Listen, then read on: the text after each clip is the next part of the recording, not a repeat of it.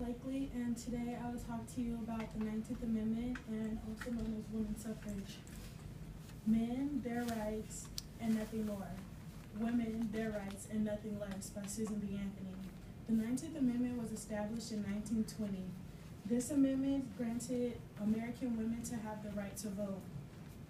With the help of activist leaders Elizabeth Stanton, Lucretia Mott, and Susan B. Anthony, they raised awareness in front of the government. This is important because majority here today are women, and I believe that we should take advantage of the 19th Amendment opportunities. Throughout all the research I have done, I believe I'm credible to speak on the 19th Amendment. By learning more about the 19th Amendment, you will understand why women have the rights to vote and equal rights. First, I will discuss what the 19th Amendment is, then I will discuss how it impacts with women's suffrage and it ties in today's community. I will now move on to women.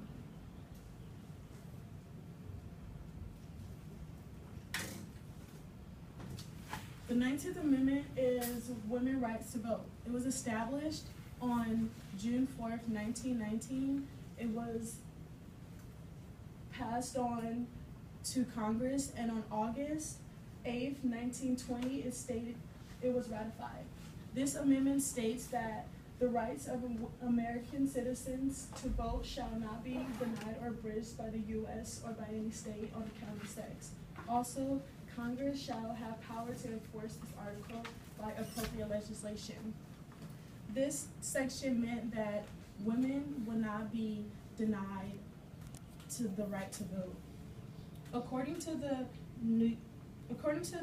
Learning Network in 2011 article published in the New York Times, it stated, the half-a-century struggle for women's suffrage in the United States reached its climax at 8 o'clock this morning when Bainbridge Colby, as Secretary of State, issued his proclamation announcing that the 19th Amendment had become a part of the Constitution, also the U.S. states. Slowly over time, the states had gained rights for women to vote, such as Wyoming in 1890. By 1919, 50 of the states had gained the rights. There are also states that did not participate because of the lack of men's support. Here's a picture of the stamp and what the 19th Amendment sign looked like. How this established certain standards for women dealing with women's suffrage. Over more than a century, women have fought for continued equality.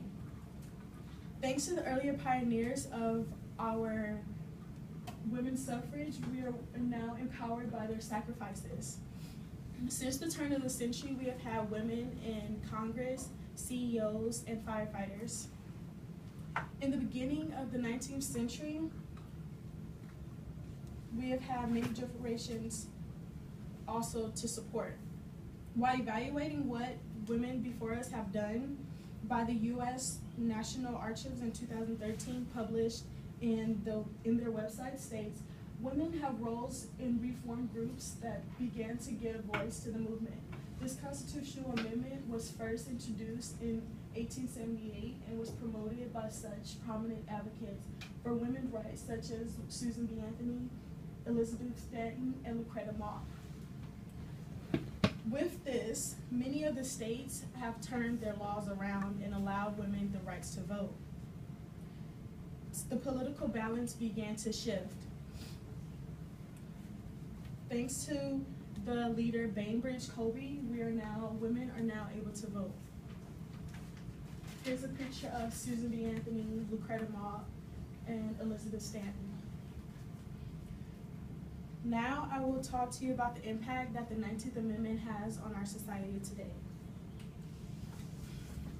Look around you today in this class and here at Cal State LA, the ratio of men to women. I think that we forget to talk about how the opportunities who were fought before us, the women. I value what the people who have done before us. Moving forward, I am now able to focus on my career as becoming a doctor. Any woman here today is allowed to vote. I understand that about 900 years ago, I would not have had this opportunity. In the article, Happy Birthday, 19th Amendment, and Thanks to Harry T's Bomb by Andrew Malcolm, published in the Los Angeles Times, states, a long letter was sent to Harry from his mother. I have been watching to see how you stood, but I have not heard anything yet. Don't forget to be a good boy. Back in 2010, they celebrated the 90th anniversary of the 19th Amendment. This article discussed that in 1920, Tennessee was the last of 36 states to be able to vote. While Harry T. Burns was the tiebreaker in decision-making for the 19th Amendment to be passed, many believe that it was because of his mother. Here's a picture of Harry T. Burns and his mom and the letter he wrote. To conclude my speech, I've given you background on what the 19th Amendment is. You should now understand why it is important for us women to be able to vote. First, I discussed what the 19th Amendment was. Then I discussed how it connects to women's suffrage and how it ties in today. The young women of today, the freedom to study, the freedom to speak, to write, to choose the occupation, and remember that it was all because of the women who before us have fought.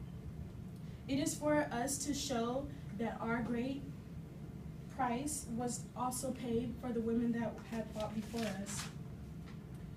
By Abigail Scott Duniway. Thank you.